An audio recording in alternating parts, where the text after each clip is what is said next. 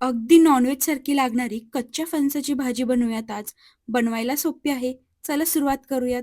सर्वात आधी कढईमध्ये थोडंसं तेल घालून आपल्याला मसाला तयार करून घ्यायचा आहे. कढईमध्ये तेल घालायचं आहे. थोडंसं ओलं खोबरं किंवा मग सुकं खोबरं दोन्हीपैकी काही वापरू शकता. लालसर रंग येईपर्यंत मंद आचेवर परतून घ्यायचं आहे. सुकं खोबरं लवकर परतलं जातं, त्यामुळे आच मंद ठेवा, नाहीतर खोबरं करपेल. छान सोनेरी रंग आला की खोबरं काढून घ्यायचं आहे. हे पहा, खोबरं मस्तपैकी भाजून झालेलं आहे. आता पुन्हा त्याच कढईमध्ये तेल न घालता थोडेसे खडे मसाले आपल्याला घालायचे आहेत. मग त्यामध्ये घालायचं आहे तमालपत्र. तमालपत्र घातल्यानंतरून आता घालायचं आहे आलं आणि लसूण. सर्व मसाले आणि आलं लसूण हलकंसं परतून घ्यायचं आहे एखाद मिनिटभर. ते व्यवस्थित परतून झाले की ह्यामध्ये उभा बारीक चिरलेला कांदा घालायचा आहे आणि कांद्याला देखील छान हलका सोनेरी रंग येईपर्यंत परतून घ्यायचा आहे. सर्व मसाले मंद आचेवरतीच परतायचे. हे पहा, सगळा मसाला छान असा परतून झालेला आहे. कांद्याला सुद्धा छान सोनेरी रंग आलेला आहे. कांदा करपलेला नाहीये. आता हे सर्व सुद्धा आपण वाटीमध्ये काढून थंड करायला ठेवूयात. कांदा, लसूण, खोबरं आणि बाकीचे सर्व मसाले चांगले परतून घेतले तरच फणसाच्या भाजीला छान खमंग अशी चव येते. मसाले थंड होत आहे तोपर्यंत पुन्हा त्याच कढईमध्ये थोडंसं हिंग आणि हळद घालायची. हे थोडंसं परतून घ्यायचं अगदी 10 ते 15 सेकंद आणि नंतरून त्यामध्ये कच्चं फणस आणि एक मध्यम आकाराचा बटाटा कट करून घालायचा आहे आणि हे सर्व छान परतून घ्यायचं आहे. आधी मी थोडंसं फणस एखाद मिनिटभर परतून घेतलं आहे आणि नंतरून बटाटा घातला आहे.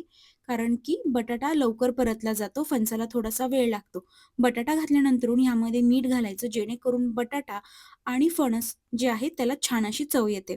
आता हे झाकण ठेवून 2 ते 3 मिनिटं वाफवून घ्यायचं आहे. पुन्हा एकदा झाकण काढून हलवायचं आहे आणि हे पहा, मस्तपैकी आपलं असं हे परतून झालेलं आहे. ही स्टेप स्किप करायची नाही. बटाटा आणि फणस हळद, हिंग आणि मिठामध्ये परतल्यामुळे त्याला एक छान टेस्ट आणि टेक्स्चर येतं. हेही आता बाजूला काढून थंड करायला ठेवूयात. आता कांदा खोबऱ्याचा मसाला जो आपण परतून घेतला होता तो छान थंड झालेला आहे. मिक्सरच्या भांड्यामध्ये घालायचा. आता ह्यामध्येच थोडीशी भाजलेली धण्याची पूड आणि फुटाणे घालायचे. फुटाणे घातल्यामुळं भाजीला छान असा घट्टपणा येतो आणि भाजी मिळून येते आणि हे पाणी घालून थोडंसंच पाणी घालायचं. पाणी घालून छान अशी बारीक फाईन पेस्ट वाटून घ्यायची आहे. भाजलेल्या धण्याची पूड नसेल तर थोडेसे धणे मसाले परतताना परतून घ्या. आता पुन्हा त्याच कढईमध्ये थोडंसं तेल घालायचं आणि त्यामध्ये आपले सर्व बेसिक मसाले जसं की काळं तिखट, मालवणी मसाला, काश्मीरी लाल तिखट हे सर्व बेसिक मसाले घालून घ्यायचे आणि मंद आचेवरती 10 ते 15 सेकंद हे परतून घ्यायचे. मसाले तेलामध्ये परतून घेतल्यामुळे भाजीला छान रंगही येतो आणि चवही छान लागते. मसाले परतून झाले की आपण जे वाटण होतं ते घालायचं आहे वाटून घेतलेलं आणि हे सर्व एकजीव करून घ्यायचं आहे. आता मंद आचेवरतीच हे मसाले 1 ते 2 मिनिटं परतून घ्यायचे आहेत. आपण ह्यामध्ये खोबरं वापरलं आहे. ओलं खोबरं किंवा सुकं खोबरं ह्यामध्ये घातलं तर टेस्ट एकदम छान होते. खास करून कोकणी किंवा मालवणी स्टाईल तुम्ही भाजी करणार असाल तर. मसाला परतून झाला आणि त्याला तेल सुटलं की आता ह्यामध्ये घालायचं आहे पाणी आणि हे ढवळून एकजीव करून घ्यायचं आहे. त्याचसोबत ह्यामध्ये चवीप्रमाणे मीठही घालायचं आहे. आता फणस जे असतं ते हाताळायला थोडंसं ट्रिकी असतो, पण काही सोप्या टिप्स फॉलो केल्या ना तर भाजी एकदम परफेक्ट होते. फणस कापताना हाताला आणि सुरीला तेल लावायचं, त्यामुळे फणसाचा जो चिकटपणा असतो तो कमी होतो. पाणी घालून झालं की परतलेले फणसाचे तुकडे आणि बटाटा घालायचा, मिक्स करून घ्यायचं. या स्टेजला मीठ चाखून बघायचं. मीठ कमी असेल तर पुन्हा मीठ थोडंसं घालायचं आणि झाकण ठेवून बटाटा आणि फणस छान मऊसूत शिजेपर्यंत हे शिजवून घ्यायचं आहे. फणसाची ही भाजी तुम्ही डायरेक्ट प्रेशर कुकरमध्ये सुद्धा करू शकता.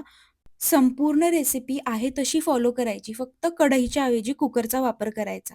आता कुकरमध्ये करणार असाल तर 1 ते 2 शिट्ट्या पुरेशा आहेत. जास्त शिजवलं तर भाजी चिखलासारखी होऊ शकते. 15 ते 20 मिनिटं मध्यम आचेवरती भाजी शिजवून घेतली आहे. फणस व्यवस्थित असा शिजलेला आहे. आता गॅस बंद करायचा, वरतून कोथिंबीर भुरभुरायची आणि भाजी थोडा वेळ अशीच झाकून ठेवायची. झाकून ठेवल्यामुळे मसाले जे आहेत ते मस्तपैकी मुरतात आणि भाजीला अजून जास्त छान चव येते. रेसिपी आवडली असेल तर चॅनलला सबस्क्राईब आणि इन्स्टा पेजला फॉलो करायला विसरू नका. बाय.